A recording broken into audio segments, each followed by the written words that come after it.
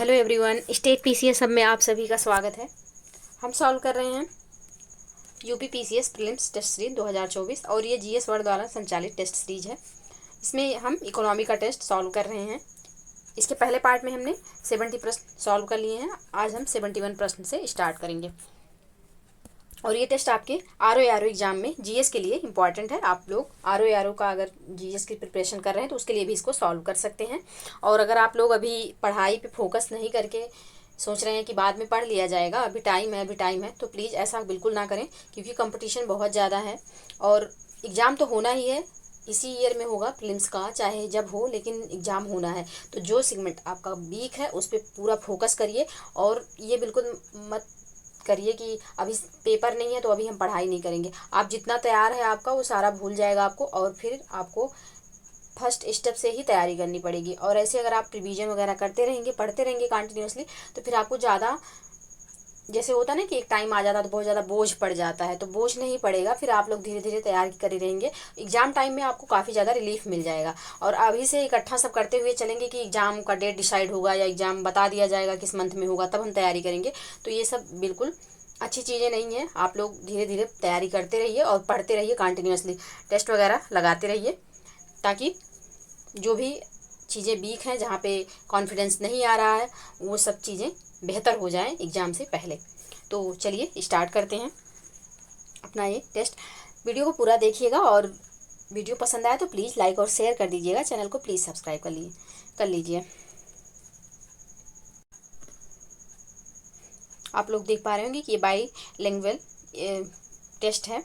इसका जो पीडीएफ है ये हमारे टेलीग्राम चैनल पे आप लोगों को उपलब्ध कराया जाएगा और टेलीग्राम का लिंक हम इस वीडियो के डिस्क्रिप्शन बॉक्स में दे देंगे, वहाँ से आप लोग टेलीग्राम ज्वाइन कर सकते हैं।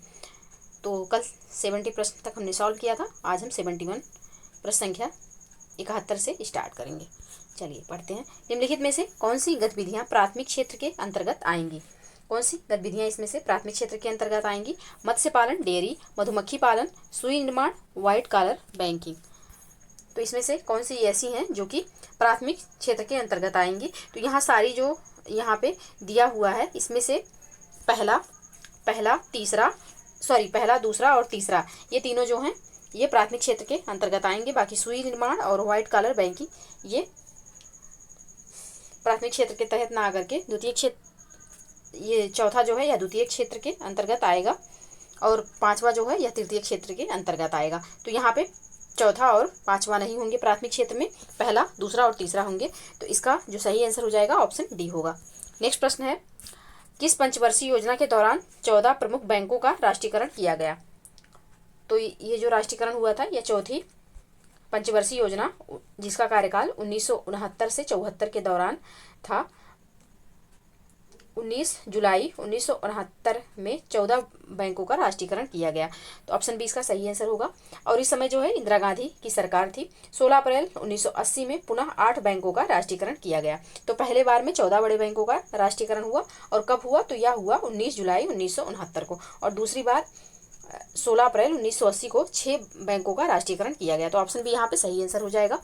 नेक्स्ट प्रश्न है, बुल तथा बियर शब्द किस क्षेत्र से जुड़े हैं? बुल तथा बियर शब्द किस क्षेत्र से जुड़े हैं? तो ये जुड़े हैं शेयर बाजार से। ऑप्शन सी यहाँ पे सही आंसर हो जाएगा। नेक्स्ट प्रश्न है, मुद्रास्फीति मापने का निर्देशांक क्या है? मुद्रास्फीति मापने का निर्देशांक क्या है? तो मुद्रास्फीति जो है मापने का निर्देशांक जो होगा यह हो जाएगा थोक मूल्य सूचकांक और उपभोक्ता मूल्य सूचकांक। ए और बी दोनों होगा, तो ऑप्शन सी इसका सही आंसर हो जाएगा। मुद्रास्फीति को थोक मूल्य सूचकांक व उपभोक्ता मूल्य सूचकांक दोनों तरह से मापा जाता है। मुद्रास्फीति का मापन सांख्यिकी और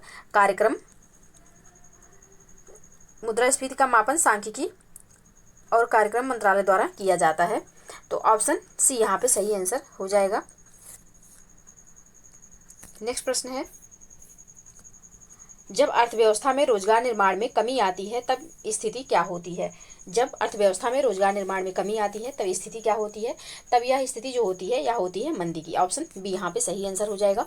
नेक्स्ट प्रश्न है, हरित क्रांति के संदर्भ में निम्नलिखित कथनों में से कौन से कथन सही है या है? पहला है, हरित क्रांति शब्द के प्रतिपादक विलियम गॉड हैं। दूसरा है, भारत में हरित क्रांति के सूत्रधार एम एस स्वामीनाथन हैं। तीसरा कथन है बीज मैक्सिको से आयात किए गए थे। चौथा कथन है हरित क्रांति से सर्वाधिक सकारात्मक प्रभाव गेहूं की फसल पर हुआ है। अब नीचे दिए गए कूट से सही उत्तर का चयन करें। तो यहाँ पे कौन सा सही है इसको बताना है। तो यहाँ पे चारों कथन बिल्कुल सही दिए हुए हैं। ऑप्शन डी इसका सही आंसर हो जाएगा।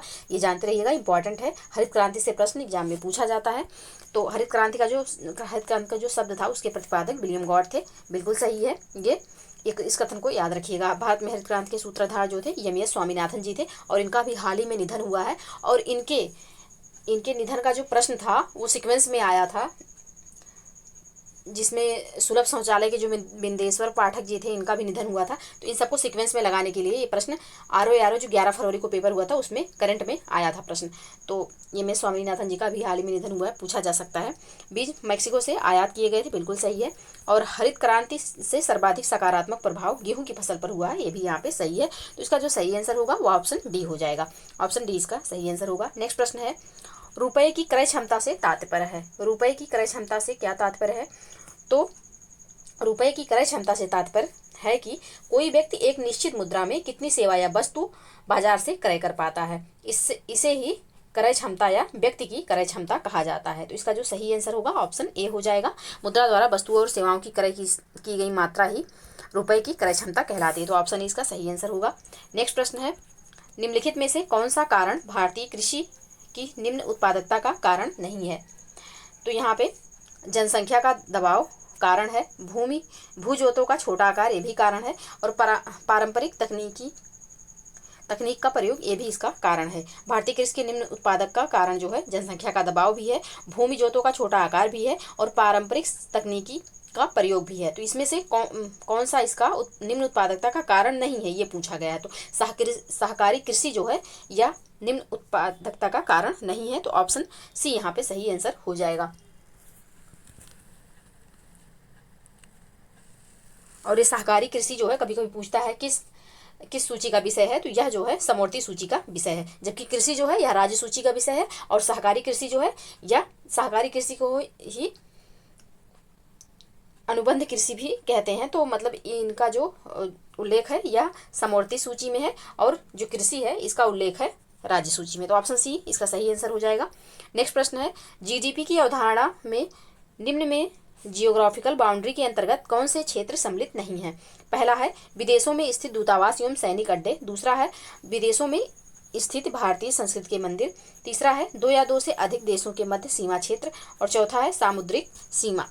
अब नीचे दिए गए कूट का प्रयोग करके सही आंसर यहाँ पे बताना है कौन सा सही है। तो यहाँ पे जो है दूसरा एवं तीसरा सही हो जाएगा। दूसरा एवं तीसरा यहाँ पे सही है। तो इसका जो सही आंसर हो जाएगा ऑप्शन डी हो जाएगा इसका सही आंसर।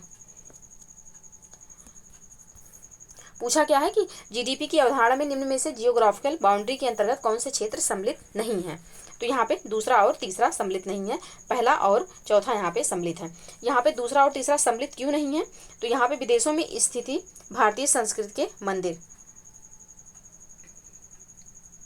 तो विदेशों में स्थित दूतावास, सैनिक अड्डे, सांस्कृतिक केंद्र उस देश की भौगोलिक सीमा माना जाता है, तो इसलिए ये नहीं होंगे। और दूसरा है कि 2 या 2 से अधिक देशों के मध्य सीमा क्षेत्र, तो इसके अलावा पानी की जहाज, छोटी नाव जहां तक जाती है वह भी उस देश की भौगोलिक सीमा के अंतर्गत आता है। तो यहाँ पे पहला और चौथा होगा सही होगा, मतलब जियोग्राफिकल बाउंड्री के तहत ये शामिल किए जाते हैं। पहला और चौथा शामिल होगा, दूसरा एवं तीसरा शामिल नहीं होगा। तो इसमें पूछा गया है कौन सा सम्मिलित नहीं होता, तो इसका जो सही आंसर होगा वह हो जाएगा दूसरा और तीसरा, ऑप्शन डी में दिया हुआ यही इसका सही आंसर होगा। नेक्स्ट प्रश्न है एनबीएफसी के बारे में कौन से कथन सत्य हैं? पहला है एनबीएफसी बिना बैंकिंग लाइसेंस के बैंक से संबंधित सेवाएं प्रदान करते हैं। दूसरा कथन है एनबीएफसी प्रत्यक्ष या अप्रत्यक्ष तौर पर लोगों से पैसे जुटाते हैं। तीसरा है एनबीएफसी निर्दिष्ट क्षेत्र की ऋण जरूरतों को समय पर और लचीले तरीके के साथ पूरा करते हैं। चौथा कथन है एनबीएफसी की नियामक संस्था आरबीआई है। नीचे दिए गए कूट का प्रयोग कर सही उत्तर का चयन करें। कौन सा यहाँ पे सही आंसर होगा? तो इसका जो सही आंसर होगा वह हो जाएगा ऑप्शन डी। चारों कथन यहाँ पे बिल्कुल सही है, ऑप्शन डी इसका सही आंसर होगा। नेक्स्ट प्रश्न है फिलिप वक्र निम्नलिखित में से किसके मध्य संबंध दर्शाता है? तो यहाँ पे जितने भी वक्र दिए होते हैं वो बहुत ही इंपॉर्टेंट होते हैं, इनको आप अच्छे से तैयार कर लीजिएगा। जो भी एग्जाम होता है प्रीवियस ईयर उठा के देखेंगे, प्रीवियस ईयर क्वेश्चन पेपर उठा के देखिएगा, पीसीएस का या आरओ का भी, जो मतलब इकोनॉमी का सेगमेंट है उसमें आप देखेंगे कि ये जो वक्र हैं ये बार बार एग्जाम में पूछे गए हैं, चाहे फिलिप हो गया, लॉरेंज हो गया, गिनी हो गया, ये सब पूछे जाते हैं, तो इनको अच्छे से तैयार कर लीजिएगा आप लोग। और यकीन मानिए जो हम बताते चलते हैं आपको, उसके साथ अगर आप पढ़ते चलेंगे तो आप देखेंगे कि ज़रूर परीक्षा में आप लोगों को क्वेश्चन देखने को मिलेंगे। तो इसलिए थोड़ा सा बिलीव करके और वो प्रश्न आप लोग प्लीज़ जो हम बताते हैं उसको प्लीज़ जाके पढ़ लिया करिए कॉन्सेप्चुअल, तो आपका कॉन्सेप्ट भी क्लियर होगा और तैयारी भी अच्छे से हो जाएगी। तो यहाँ पे पूछा गया है कि फिलिप वक्र निम्नलिखित में से किसके मध्य संबंध दर्शाता है? तो फिलिप वक्र जो है यह मुद्रास्फीति तथा बेरोजगारी के मध्य संबंध को दर्शाता है। इस वक्र के अनुसार जो है मुद्रास्फीति तथा इस प्रश्न था कि फिलिप वक्र निम्नलिखित में से किसके मध्य संबंध दर्शाता है? तो यह संबंध जो है मुद्रास्फीति तथा बेरोजगारी के मध्य संबंध को दर्शाता है। इस वक्र के अनुसार मुद्रास्फीति तथा बेरोजगारी के बीच ट्रेड ऑफ की स्थिति होती है, अर्थात यह वक्र दर्शाता है कि अगर मुद्रास्फीति बढ़ती है तो बेरोजगारी कम रहती है और अगर मुद्रास्फीति कम होती है तो बेरोजगारी बढ़ती है। यहाँ पे मुद्रास्फीति बढ़ती है यानी कि महंगाई जब बढ़ती है तो बेरोजगारी कम होती है और महंगाई जब कम होती है तो बेरोजगारी बढ़ती है। इस वक्र का ये संबंध है, तो ऑप्शन ए इसका सही आंसर हो जाएगा। मुद्रास्फीति तथा ऑप्शन बी हो जाएगा यहाँ पे, मुद्रास्फीति तथा बेरोजगारी के बीच संबंध दर्शाता है। नेक्स्ट प्रश्न है, निम्नलिखित कथनों पर विचार करें। पहला कथन है बैंक दर व ब्याज दर है जिस पर आरबीआई द्वारा अपने ग्राहकों को दीर्घ अवधिक बैंकों, सरकारी कंपनियों, एनबीएफसी आदि ऋण दिया जाता है। नेक्स्ट कथन है रेपो रेट वह दर है जिस पर आरबीआई द्वारा अपने ग्राहकों को लघु अवधि ऋण उपलब्ध कराया जाता है। उपरोक्त कथनों में से कौन सा कथन सही है? तो यहाँ पे दोनों कथन सही है, ऑप्शन सी इसका सही आंसर हो जाएगा। नेक्स्ट प्रश्न है, निम्नलिखित में से कौन सा डियर मनी यानी कि प्रिय धन का सही प्रभाव है? डियर मनी का, तो डियर मनी उस धन को संदर्भित करता है जिसे सामान्य रूप से उच्च ब्याज दरों के कारण प्राप्त करना कठिन होता है। ऐसा इसलिए होता है क्योंकि ब्याज दरें अधिक होने पर लोग बचत करना पसंद करते हैं और दरें कम होने पर खर्च या उधार लेते हैं, अतः पैसे की लागत अधिक महंगी हो जाती है। तो यहाँ पे जो सही आंसर होगा वह हो जाएगा उधार महंगा हो जाता है, ऑप्शन बी यहाँ पे सही आंसर होगा। नेक्स्ट प्रश्न है, निम्नलिखित कथनों पर विचार कीजिए। पहला है नगद आरक्षित अनुपात CRR के अंतर्गत देश के सभी अनुसूचित वाणिज्यिक बैंकों को अपनी सकल जमाओं का एक विशेष हिस्सा अपने ही पास सरकारी प्रतिभूतियों के रूप में निवेशित रखना अनिवार्य है। दूसरा कथन है सांविधिक तरलता अनुपात SLR के अंतर्गत देश के सभी अनुसूचित वाणिज्यिक बैंकों को अपनी कुल जमाओं का एक विशेष प्रतिशत आरबीआई के पास नगद स्वरूप जमा करना अनिवार्य है। अब यहाँ पे उपरोक्त कथनों में से कौन सा कथन सही है या है? तो यहाँ पे दोनों में से कोई भी कथन सही नहीं है, ऑप्शन डी इसका सही आंसर हो जाएगा। अब देखते हैं कि कथन सही क्यों नहीं है। तो CRR जो होता है इसके अंतर्गत देश के सभी अनुसूचित वाणिज्यिक बैंकों को अपनी कुल जमाओं का एक विशेष प्रतिशत आरबीआई के पास नगद स्वरूप रखना अनिवार्य है। इससे 3 से 15% तक रखा जा सकता है।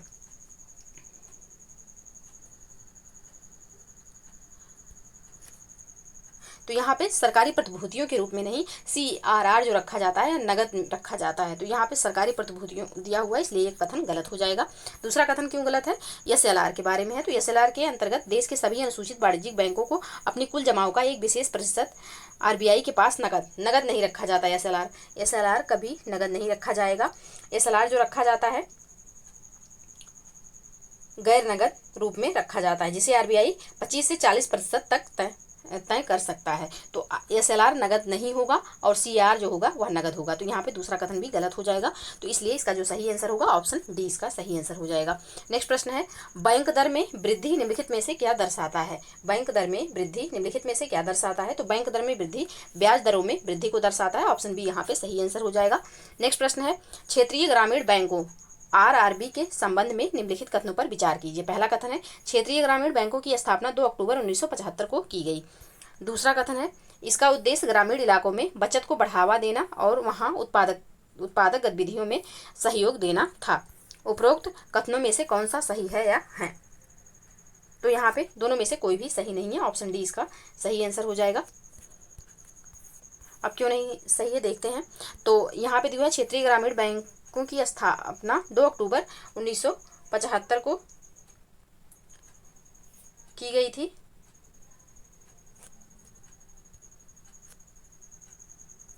एक मिनट, यहाँ पे इसका जो आंसर होगा, ये दोनों कथन बिल्कुल सही दिए हुए हैं। टेस्ट सीरीज में इसका आंसर मिसप्रिंट हो गया है, गलत दे दिया गया है। तो इसका जो सही आंसर हो जाएगा ऑप्शन सी होगा। दोनों कथन यहाँ पे बिल्कुल सही दिए हुए हैं। नेक्स्ट प्रश्न है, CRR में वृद्धि अर्थव्यवस्था पर क्या प्रभाव डालेगी? CRR में वृद्धि अर्थव्यवस्था पर क्या प्रभाव डालेगी? तो CR जो है यह नगद आरक्षित अनुपात यानी कि कैश रिजर्व रेशियो है, जिसके अंतर्गत देश के सभी अनुसूचित वाणिज्यिक बैंकों को अपनी कुल जमाओं का एक विशेष प्रतिशत अनुसूचित वाणिज्यिक बैंकों के पास नगद स्वरूप में रखना अनिवार्य होता है। तो यहाँ पे दिया हुआ है CR में वृद्धि पर क्या प्रभाव, मतलब अर्थव्यवस्था पर क्या प्रभाव डालेगी? तो बैंकों की ऋण देने की क्षमता में कमी आ जाएगी। तो ऑप्शन सी यहाँ पे सही आंसर हो जाएगा। नेक्स्ट प्रश्न है, निम्नलिखित में से कौन सी संस्था रेजिडेक्स इंडिया इंडेक्स जारी करती है? तो यह इंडेक्स जो है यह राष्ट्रीय आवास बैंक द्वारा जारी किया जाता है, नेशनल हाउसिंग बैंक के द्वारा। ऑप्शन बी यहाँ पे सही आंसर हो जाएगा। इसका उद्देश्य जो है भारतीय शहरों आवास मूल्य संकेतकों को ट्रैक करना है। तो ऑप्शन यहाँ पे बी सही आंसर हो जाएगा। रेजिडेक्स इंडिया इंडेक्स जो है राष्ट्रीय आवास बैंक के द्वारा जारी किया जाता है। नेक्स्ट प्रश्न है, भारत सरकार की प्रथम पंचवर्षीय योजना किस पर आधारित थी? किस पर आधारित थी? तो यह आधारित थी हैरोल्ड डोमर मॉडल पर। ऑप्शन बी यहाँ पे सही आंसर हो जाएगा। प्रथम पंचवर्षीय योजना का कार्यकाल 1951 से 56 था और यह योजना मुख्य रूप से कृषि, सिंचाई, बिजली एवं अन्य आधारभूत ढांचे को बढ़ाने पर केंद्रित थी। और पंचवर्षीय योजना हमेशा पूछा जाता है, तो इस पंचवर्षीय योजना को आप लोग अच्छे से तैयार कर लीजिए। जो 12 हैं पंचवर्षीय योजनाएं, इनको अच्छे से एकदम से तैयार कर लीजिए। यहाँ से प्रश्न हमेशा हर एग्जाम में पूछा जाता है। तो ऑप्शन बी यहाँ पे सही आंसर हो जाएगा। नेक्स्ट प्रश्न है, निम्नलिखित में से कौन सा सुमेलित नहीं है? कौन सा इसमें से सही सुमेलित नहीं है? तो यहाँ पे जो पांचवी पंचवर्षीय योजना का कार्यकाल दिया हुआ है 1991 से 66, ये गलत है, क्योंकि पांचवी पंचवर्षीय योजना जो था 1974 से 1979 तक था। तो यहाँ पे ये गलत हो जाएगा। बाकी 8वीं पंचवर्षीय योजना ये सब सही दिए हुए हैं। इसका जो सही आंसर है तो ऑप्शन ए इसका सही आंसर हो जाएगा। नेक्स्ट प्रश्न है, बाजार में श्रम की आपूर्ति निम्नलिखित में से किस पर निर्भर करती है?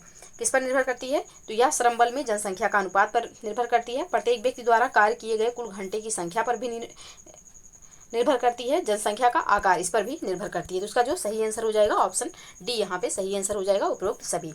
नेक्स्ट प्रश्न है, किसी क्षेत्र में फसलों की स्थानिक व्यवस्था निम्नलिखित में से क्या कहलाती है? फसलों की स्थानिक व्यवस्था निम्नलिखित में से क्या कहलाती है? तो इसकी जो व्यवस्था है यह कहलाती है फसल प्रतिरूप। ऑप्शन ए यहाँ पे सही आंसर हो जाएगा। नेक्स्ट प्रश्न है, यहाँ पे सूची 1 को सूची 2 से सुमेलित करना। सूची 1 में समितियां दिया हुआ है, सूची 2 में संबंधित क्षेत्र हैं। बाघुल समिति, तो बाघुल समिति जो है यह भारत में मुद्रा बाजार से संबंधित है। भारत में मुद्रा बाजार। राजा चलैया समिति, तो यह कर सुधार से संबंधित है। राजा चलैया समिति कर सुधार से। तारापुर समिति जो है यह पूंजी खाता की परिवर्तनीयता से संबंधित है। और नरसिम्हम समिति जो है यह वित्तीय क्षेत्र में सुधार से संबंधित है। वित्तीय क्षेत्र में सुधार से संबंधित है। तो यहाँ पे जो इसका सही कूट होगा यह होगा 3, 4, 2, 1। ऑप्शन सी यहाँ पे सही आंसर हो जाएगा। और आप लोगों से रिक्वेस्ट है कि प्लीज़ आप लोग वीडियो को लाइक किया करिए और प्लीज़ वीडियो को शेयर कर दिया करिए, ताकि व्यूज आए और इंसान थोड़ा इंस्पायर होके कुछ अच्छा करने की कोशिश करे। तो प्लीज़ आप लोगों से बस एक रिक्वेस्ट है कि लाइक और शेयर जरूर कर दिया करें वीडियो को। नेक्स्ट प्रश्न है, निजी कंपनियों और PSU के लिए क्रमशः सेबी द्वारा अनिवार्य न्यूनतम सार्वजनिक शेयर धारिता MPS क्या है? MPS क्या है? तो MPS जो है यह 25% और 10% है। ऑप्शन डी यहाँ पे सही आंसर हो जाएगा। नेक्स्ट प्रश्न है, भारत में बैंकिंग क्षेत्र के संबंध में निम्नलिखित कथनों में से कौन सा कथन सही नहीं है? कौन सा कथन यहाँ पे सही नहीं है? तो यहाँ पे जो दिया हुआ है कि विदेशी बैंक और क्षेत्रीय ग्रामीण बैंक अनुसूचित वाणिज्यिक बैंकों की श्रेणी में नहीं आते, ये यहाँ पे गलत है। विदेशी बैंक और क्षेत्रीय ग्रामीण बैंक अनुसूचित वाणिज्यिक बैंकों की सूची में आते हैं। तो यहाँ पे पूछा गया कौन सा सही नहीं है, तो ऑप्शन बी यहाँ पे सही नहीं है। नेक्स्ट प्रश्न है, वित्तीय वर्ष 2021-22 में भारत का सबसे बड़ा व्यापार साझेदार कौन सा देश था? कौन सा देश था सबसे बड़ा व्यापार साझेदार? तो संयुक्त राज्य अमेरिका था। ऑप्शन सी यहाँ पे बिल्कुल सही आंसर हो जाएगा। नेक्स्ट प्रश्न है, ग्रामीण सड़क संपर्क में सुधार के लिए प्रधानमंत्री ग्राम सड़क योजना किस वर्ष प्रारंभ की गई थी? तो ये योजना जो है यह प्रारंभ की गई थी 2000 में। ऑप्शन सी यहाँ पे सही आंसर हो जाएगा। जितनी भी योजनाएं हैं, इंपॉर्टेंट योजनाएं, इसको हम किसी दिन एक वीडियो में करा देंगे। और फिर भी आप लोग अगर नहीं हो बता, आप लोगों के पास सोर्स है, तो आप लोग प्लीज़ ये योजनाएं बिल्कुल अच्छे से तैयार करिएगा। योजनाओं से भी प्रश्न आता है। नेक्स्ट प्रश्न है, कृषि और संबद्ध क्षेत्र में अनुसंधान कार्य योजना बनाने और समन्वय करने के लिए शीर्ष निकाय निम्नलिखित में से कौन है? शीर्ष निकाय कौन है? तो शीर्ष निकाय जो है भारतीय कृषि अनुसंधान परिषद है, ICAR। ऑप्शन ए यहाँ पे सही आंसर हो जाएगा। नेक्स्ट प्रश्न है, गरीबी से संबंधित आंकड़े निम्नलिखित में से किस संगठन के द्वारा एकत्र किए जाते हैं? गरीबी से संबंधित आंकड़े जो हैं यह राष्ट्रीय नमूना सर्वेक्षण संगठन NSSO द्वारा जो है एकत्र किए जाते हैं। ऑप्शन बी यहाँ पे सही आंसर हो जाएगा। गरीबी का अनुमान उपभोग व्यय के आधार पर लगाया जाता है। 23 मई 2019 को भारत सरकार ने NSSO और CSO के विलय को मंजूरी दे दी। तो ऑप्शन बी यहाँ पे सही आंसर हो जाएगा। नेक्स्ट प्रश्न है, संपूर्ण रोजगार की स्थिति में निम्नलिखित में से किस प्रकार की बेरोजगारी पैदा हो सकती है? तो आवर्ती बेरोजगारी से आशय है कि जब मांग में कमी होती है तो उत्पादन में शिथिलता आ जाती है और मांग में कमी के कारण लोगों को नौकरी से निकाल दिया जाता है। उदाहरण मंदी। तो इसका जो सही आंसर होगा आवर्ती बेरोजगारी होगी है। तो ऑप्शन सी यहाँ पे सही आंसर हो जाएगा। नेक्स्ट प्रश्न है, माल्थस जनसंख्या सिद्धांत के अनुसार जनसंख्या की वृद्धि दर होती है, क्या होती है? तो यह होती है गुणोत्तर। ऑप्शन ए यहाँ पे सही आंसर हो जाएगा। ब्रिटिश अर्थशास्त्री माल्थस के अनुसार जनसंख्या दोगुनी रफ्तार से बढ़ती है, जैसे कि 1, 2, 4, 8, 16, 32। इसे गुणोत्तर जनसंख्या वृद्धि कहते हैं। जबकि संसाधन में वृद्धि सामान्य गति से होती है, जिसका वर्णन माल्थस ने अपनी पुस्तक प्रिंसिपल ऑफ पॉपुलेशन में किया है। तो एक यहाँ पे एक इम्पॉर्टेंट फैक्ट ये भी हो जाता है कि प्रिंसिपल ऑफ पॉपुलेशन किसकी पुस्तक है? तो यह माल्थस की पुस्तक है, जो कि ब्रिटिश अर्थशास्त्री हैं, जानते रहिएगा। तो ऑप्शन ए यहाँ पे सही आंसर हो जाएगा। नेक्स्ट प्रश्न है, न्यू डेवलपमेंट बैंक के संबंध में निम्नलिखित में कथनों पर विचार कीजिए। पहला कथन है, ENDB का उद्देश्य ब्रिक्स व अन्य विकासशील देशों और उभरते बाजारों में सतत विकास परियोजनाओं एवं बुनियादी ढांचा परियोजनाओं को वित्त पोषित करना है। दूसरा कथन है, ENDB की स्थापना के लिए हस्ताक्षर 2012 नई दिल्ली में चौथे ब्रिक्स सम्मेलन में किया गया। अब कौन सा यहाँ पे सही कथन है?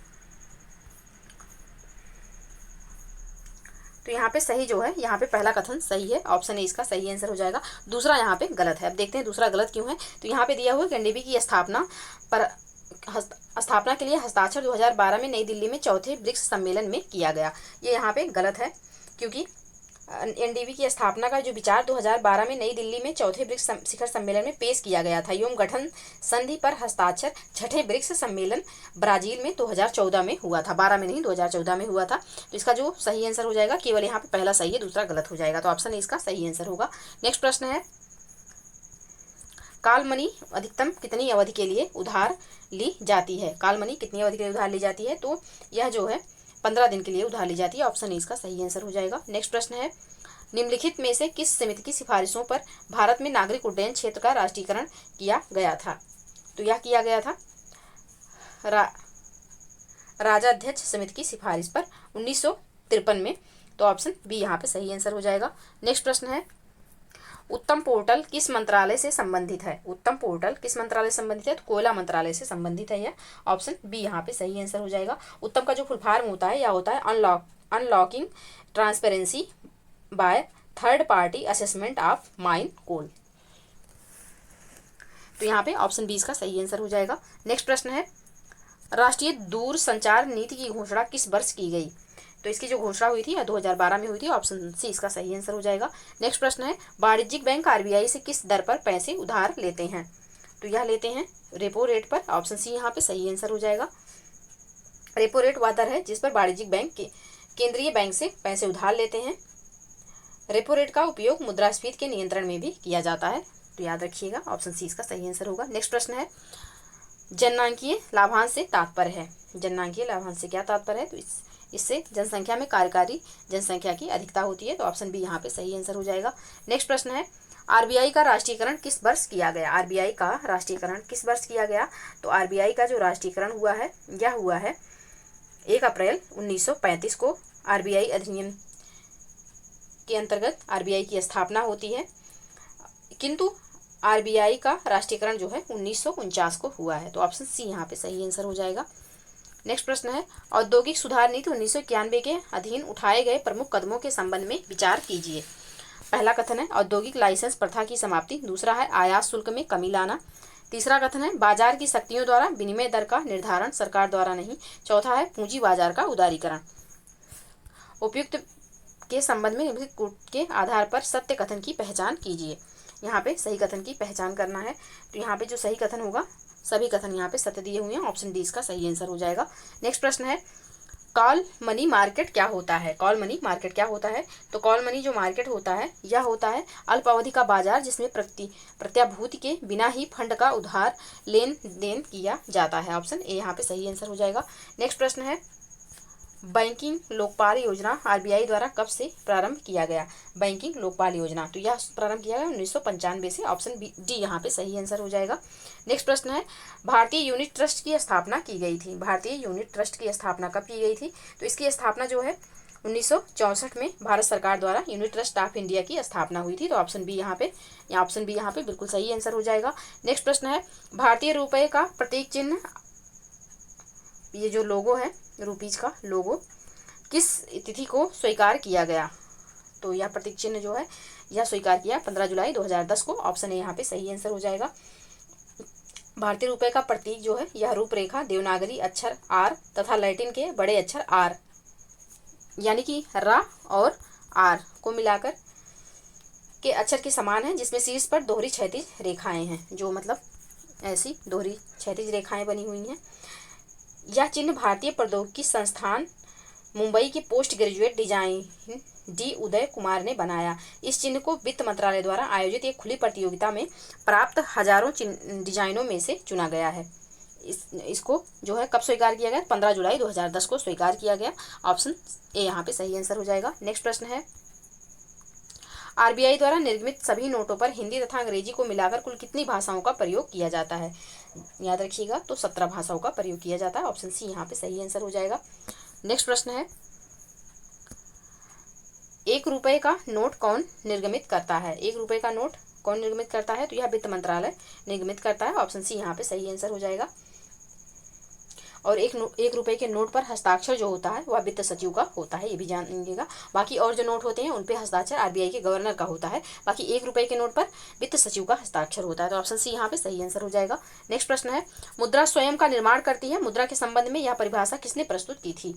तो यह परिभाषा क्रो उमर ने प्रस्तावित की थी। ऑप्शन डी यहाँ पे सही आंसर है। मुद्रा स्वयं का निर्माण करती है, यह कथन क्रो उमर का है। ऑप्शन डी यहाँ पे सही आंसर हो जाएगा। नेक्स्ट प्रश्न है, हॉट करेंसी और सॉफ्ट करेंसी के संबंध में निम्नलिखित कथनों पर विचार कीजिए। पहला है, वह मुद्रा जिसे शीघ्र पलायन कर जाने की प्रवृत्ति होती है हॉट मनी कहलाती है। दूसरा कथन है, सॉफ्ट करेंसी मुद्रा का अस्थिर रूप है जो अपरिवर्तनीय है। यह अनियमित रूप से उतार चढ़ाव का मूल्य ह्रास करती है, उतार चढ़ाव या मूल्य ह्रास करती है। तो उपयुक्त के संबंध में निम्नलिखित कूट के आधार पर सत्य कथन की पहचान कीजिए। कौन सा यहाँ पे सही है? तो इसका जो सही कथन होगा ऑप्शन डी हो जाएगा। दोनों कथन सही है, ऑप्शन डी यहाँ पे सही आंसर होगा। नेक्स्ट प्रश्न है, भारतीय मुद्रास्फीति थोक और खुदरा स्तर के मूल्य की गणना किस पर आधारित है? तो यह आधारित है थोक मूल्य सूचकांक पर और प्रति व्यक्ति आय पर। यह आधारित है थोक मूल्य सूचकांक पर और उपभोक्ता मूल्य सूचकांक पर। तो ऑप्शन डी यहाँ पे सही आंसर हो जाएगा। थोक मूल्य सूचकांक और उपभोक्ता मूल्य सूचकांक दोनों पर आधारित है, तो ऑप्शन डी यहाँ पे सही आंसर हो जाएगा। नेक्स्ट प्रश्न है, भारतीय रिजर्व बैंक निम्नलिखित में से किस दर का निर्धारण करता है? किस दर का निर्धारण करता है? तो यह निर्धारित करता है आयकर दर को। ऑप्शन डी यहाँ पे सही आंसर हो जाएगा। नेक्स्ट प्रश्न है, निम्नलिखित में से कौन सा आरबीआई का कार्य नहीं है? कौन यहाँ पे आरबीआई का कार्य नहीं है? तो जनता को पैसा उधार देना आरबीआई का कार्य नहीं है। ऑप्शन सी यहाँ पे सही आंसर हो जाएगा। नेक्स्ट प्रश्न है, वर्ल्ड डेवलपमेंट रिपोर्ट निम्नलिखित में से किस संस्था द्वारा प्रकाशित की जाती है? वर्ल्ड डेवलपमेंट रिपोर्ट किस संस्था द्वारा प्रकाशित की जाती है? तो यह विश्व बैंक द्वारा प्रकाशित की जाती है। ऑप्शन सी यहाँ पे बिल्कुल सही आंसर हो जाएगा। नेक्स्ट प्रश्न है, मुद्रास्फीति के दुष्परिणामों को दूर करने के लिए जानबूझकर मुद्रा की मात्रा को कम करने को क्या कहते हैं? जानबूझकर मुद्रा की मात्रा को कम करने को मुद्रा अस्फीति कहते हैं। ऑप्शन ए यहाँ पे सही आंसर हो जाएगा। मुद्रा के दुष्परिणामों को दूर करने के लिए जानबूझकर मुद्रा की मात्रा को कम करने को मुद्रा अस्फीति कहते हैं। जब किसी देश द्वारा मुद्रा की विनिमय दर अन्य देश की मुद्राओं से कम कर दिया जाए ताकि निवेश को बढ़ावा मिल सके तो उसे अवमूल्यन कहते हैं। तो ऑप्शन ए यहाँ पे बिल्कुल सही आंसर हो जाएगा। नेक्स्ट प्रश्न है, रुपए का पहली बार अवमूल्यन कब किया गया था? तो रुपए का पहली बार अवमूल्यन 20 सितंबर 1949 को किया गया था। ऑप्शन ए यहाँ पे सही आंसर हो जाएगा। दूसरी बार यह अवमूल्यन 6 जून 1966 को और तीसरी बार यह अवमूल्यन 1 जुलाई 1991 को किया गया था। तो 3 बार मुद्रा का अवमूल्यन किया गया है। नेक्स्ट प्रश्न है, ग्रेशम का नियम किससे संबंधित है? ग्रेशम का नियम तो मुद्रा के प्रचलन से संबंधित है। ऑप्शन डी यहाँ पे सही आंसर हो जाएगा। नेक्स्ट प्रश्न है, जब कुल उत्पाद अधिकतम होगा तो सीमांत उत्पाद क्या होगा? जब कुल उत्पाद अधिकतम होगा तो सीमांत उत्पाद 0 हो जाएगा। ऑप्शन ए यहाँ पे सही आंसर होगा। नेक्स्ट प्रश्न है, किसी वस्तु के मूल्य बढ़ने से मांग में क्या प्रभाव पड़ेगा? किसी वस्तु के मूल्य बढ़ने से मांग में क्या प्रभाव पड़ेगा? तो यह पड़ेगा मांग घटेगी। ऑप्शन बी यहाँ पे सही आंसर हो जाएगा। नेक्स्ट प्रश्न है, निम्नलिखित में से ग्रिफिन वस्तुएं क्या होती हैं? ग्रिफिन वस्तुएं जो होती हैं यह निम्न कोट की वस्तुएं होती हैं। ऑप्शन बी यहाँ पे सही आंसर हो जाएगा।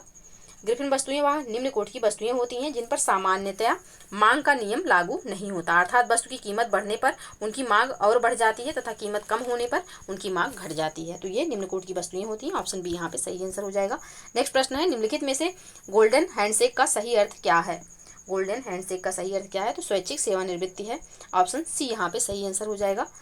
नेक्स्ट प्रश्न है, महत्वपूर्ण आर्थिक शब्दावलियों में से निम्नलिखित पर विचार कीजिए। पहला है हीनार्थ प्रबंध, जब सरकार का बजट घाटे का होता है अर्थात आय कम होती है और व्यय के इस आधिक्य को केंद्रीय बैंक से ऋण लेकर अथवा अतिरिक्त पत्र मुद्रा निर्गमित कर पूरा किया जाता है तो यह व्यवस्था घाटे की वित्त व्यवस्था अथवा हीनार्थ प्रबंधन कहलाती है। दूसरा है तेजड़िया और मंदड़िया, जो व्यक्ति स्टॉक की कीमतें बढ़ाना चाहता है आज के भाव में शेयर खरीदकर उसे ऊंचे दामों में बेचना चाहता है तेजड़िया कहलाता है।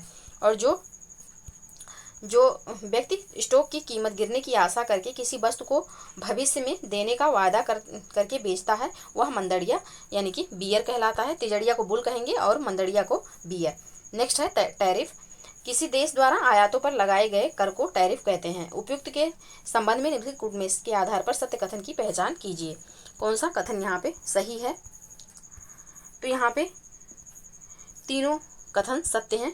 जो तीनों टर्म्स दिए हैं उनका जो परिभाषा दिया हुआ है बिल्कुल सही है। तो ऑप्शन डी इसका सही आंसर हो जाएगा। नेक्स्ट प्रश्न है, निम्नलिखित में से बॉम्बे योजना कब अस्तित्व में आई? बॉम्बे योजना कब अस्तित्व में आई? तो बॉम्बे योजना जो थी यह 1944 में अस्तित्व में आई थी। ऑप्शन सी यहाँ पे सही आंसर हो जाएगा।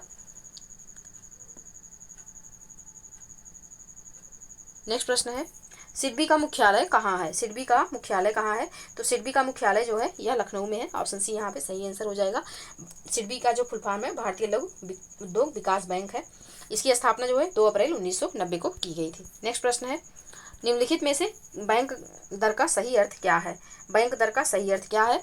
तो बैंक दर का जो है सही अर्थ होगा, देश के घरेलू बैंकों को बहुत कम अवधि के रूप में ऋण या पैसा उधार मिलता है। देश में बैंक दरें आरबीआई द्वारा निर्धारित की जाती हैं, ये भी सही है। देश में आमतौर पर तरलता विनियमित करने की क्षमता के कारण रेपो दर से अधिक होता है, ये भी सही है। तो यहाँ पे जो इसका सही आंसर होगा ऑप्शन डी हो जाएगा, सभी सही हैं। नेक्स्ट प्रश्न है, विश्व में सर्वाधिक सहकारी संस्थाएं किस देश में स्थित हैं? सर्वाधिक सहकारी संस्थाएं किस देश में हैं? तो यह भारत में स्थित है और भारत में भी सबसे ज़्यादा सहकारी संस्था जो है वह महाराष्ट्र में है, ये भी याद रखिएगा। तो ऑप्शन सी यहाँ पे सही आंसर हो जाएगा। नेक्स्ट प्रश्न है, भारत में प्रथम सहकारिता आंदोलन निम्नलिखित में से किस क्षेत्र में प्रारंभ किया गया था? तो यह प्रारंभ किया गया था कृषि क्रेडिट में। ऑप्शन ए यहाँ पे सही आंसर हो जाएगा। नेक्स्ट प्रश्न है, भारत में डीजल इंजन बनाने का पहला कारखाना कब और कहाँ खोला गया? तो यह 1932 में सतारा में खोला गया। ऑप्शन ए यहाँ पे सही आंसर हो जाएगा, सतारा महाराष्ट्र में। ऑप्शन ए इसका सही आंसर होगा। नेक्स्ट प्रश्न है, कृषि और ग्रामीण विकास बैंक नाबार्ड की स्थापना कब की गई थी? तो नाबार्ड की स्थापना जो है शिवरामन समिति की सिफारिश पर 12 जुलाई 1982 को की गई थी। तो इसका जो सही आंसर होगा ऑप्शन बी हो जाएगा। नेक्स्ट प्रश्न है, विकास का भारतीय मॉडल किसके हितों की सुरक्षा करता है? विकास का भारतीय मॉडल जो है किसके हितों की सुरक्षा करता है? तो व्यक्ति और राज्य दोनों की। तो ऑप्शन सी यहाँ पे सही आंसर हो जाएगा। नेक्स्ट प्रश्न है, निम्न में से कौन आर्थिक सुधारों के द्वितीय प्रजनन जनरेशन में सरकार द्वारा चिन्हित किए गए हैं का भाग नहीं है? कौन इसका भाग नहीं है? तो न्यायिक प्रणाली में सुधार इसका भाग नहीं है। ऑप्शन सी यहाँ पे सही आंसर हो जाएगा। नेक्स्ट प्रश्न है, एक खुली हुई अर्थव्यवस्था में अर्थव्यवस्था की राष्ट्रीय आय वाई CIGXM का अर्थ है उपयोग, निवेश, सरकारी खर्च, कुल निर्यात और कुल आयात। तो इसका सीक्वेंस क्या बनेगा? इसका इक्वेशन जो होगा यह हो जाएगा y = C+I+G+X-M। तो ऑप्शन सी यहाँ पे सही आंसर हो जाएगा। नेक्स्ट प्रश्न है, निम्नलिखित कथनों में से कौन सा कथन सत्य है? पहला है, आर्थिक विकास की अवधारणा आर्थिक समृद्धि की अवधारणा से अधिक व्यापक है। दूसरा है, आर्थिक विकास एक मात्रात्मक माप है जबकि आर्थिक समृद्धि गुणात्मक माप है। कौन सा कथन यहाँ पे सही होगा? तो इसका जो सही कथन होगा वह ऑप्शन ए हो जाएगा। पहला सही है, दूसरा गलत है। दूसरा गलत क्यों है इसको देखते हैं। तो यहाँ पे जो दिया हुआ है कि आर्थिक विकास एक मात्रात्मक माप है जबकि आर्थिक समृद्धि गुणात्मक माप है। तो आर्थिक समृद्धि जो है उत्पादन का आकार एक मात्रात्मक, आर्थिक समृद्धि जो है यह मात्रात्मक है और विकास जो है यह गुणात्मक है। तो दोनों अपोजिट दिया हुआ है, इसलिए ये दूसरा पॉइंट गलत हो जाएगा। सिर्फ पहला पॉइंट यहाँ सही है। ऑप्शन ए इसका सही आंसर होगा। नेक्स्ट प्रश्न है, गांधी योजना गांधीयन प्लान किसके द्वारा तैयार की गई थी? तो यह तैयार की गई थी श्रीमन नारायण द्वारा। ऑप्शन बी इसका सही आंसर होगा। नेक्स्ट प्रश्न है, व्यापारिक क्रियाओं में शिथिलता अथवा मंदी का आना किस प्रकार की बेरोजगारी के अंतर्गत आएगी? तो ये जो बेरोजगारी है यह कहलाएगी चक्रीय बेरोजगारी। ऑप्शन ए यहाँ पे सही आंसर हो जाएगा। नेक्स्ट प्रश्न है, दांतेवाला समिति निम्न में से किससे संबंधित है? तो यह जो समिति है यह संबंधित है बेरोजगारी अनुमान से। ऑप्शन डी यहाँ पे सही आंसर हो जाएगा। केंद्र राज्य संबंध से सरकारी आयोग संबंधित है। बीमा सुधार से मल्होत्रा समिति है और वित्तीय सुधार से नरसिम्हम समिति है। इसको भी याद रखिएगा। तो ऑप्शन डी दांतेवाला समिति जो है यह बेरोजगारी अनुमान से संबंधित है। नेक्स्ट प्रश्न है, मुद्रास्फीति दर एवं बेरोजगारी के मध्य संबंध की व्याख्या करता है? तो यह करता है फिलिप्स वक्र। ऑप्शन बी यहाँ पे सही आंसर हो जाएगा। नेक्स्ट प्रश्न है, जीवन की भौतिक गुणवत्ता सूचकांक PQLI किसके द्वारा विकसित किया गया है? PQLI किसके द्वारा विकसित किया गया है? तो यह मॉरिस के द्वारा विकसित किया गया है। ऑप्शन यहाँ पे सही आंसर हो जाएगा। नेक्स्ट प्रश्न है, इनमें से किसने गरीबी निवारण के प्रभावपूर्ण अस्त्र के रूप में स्वयं सहायता समूह के विचार को दिया था? किसने दिया था? तो मोहम्मद यूनुस ने दिया था। ऑप्शन बी यहाँ पे सही आंसर हो जाएगा। नेक्स्ट प्रश्न है, PL 480 समझौता किससे संबंधित है? तो यह संबंधित है गरीबी निवारण के लिए खाद्य सहायता लेने के संदर्भ में। ऑप्शन डी यहाँ पे सही आंसर हो जाएगा। नेक्स्ट प्रश्न है, विश्व आर्थिक संभावना ग्लोबल इकोनॉमिक प्रोस्पेक्ट्स रिपोर्ट आवधिक रूप से निम्नलिखित में से कौन जारी करता है? कौन जारी करता है? तो यह विश्व बैंक द्वारा जारी किया जाता है। ऑप्शन डी यहाँ पे सही आंसर हो जाएगा। नेक्स्ट प्रश्न है, गांधीवादी और मार्क्सवाद के बीच एक समान सहमति पाई जाती है, यह निम्नलिखित में से कौन सी है? गांधीवादी और मार्क्सवादी के बीच एक समान सहमति जो पाई जाती है वह क्या है? तो वह जो सहमति है वह है कि एक अंतिम लक्ष्य के रूप में राज्यविहीन समाज। ऑप्शन ए यहाँ पे सही आंसर हो जाएगा। तो ये रहे 150 प्रश्न हमने सॉल्व किए। आप लोग प्लीज़ वीडियो को पसंद आए तो लाइक और शेयर ज़रूर करिएगा और वीडियो को लास्ट तक देखिएगा। तो चलिए आज का वीडियो यहीं पे समाप्त करते हैं। धन्यवाद आप लोगों का, और समय है आप लोग पढ़ते रहिए और स्वास्थ्य का ख्याल रखिए। मिलते हैं नेक्स्ट वीडियो में, तब तक के लिए जय हिंद, जय भारत।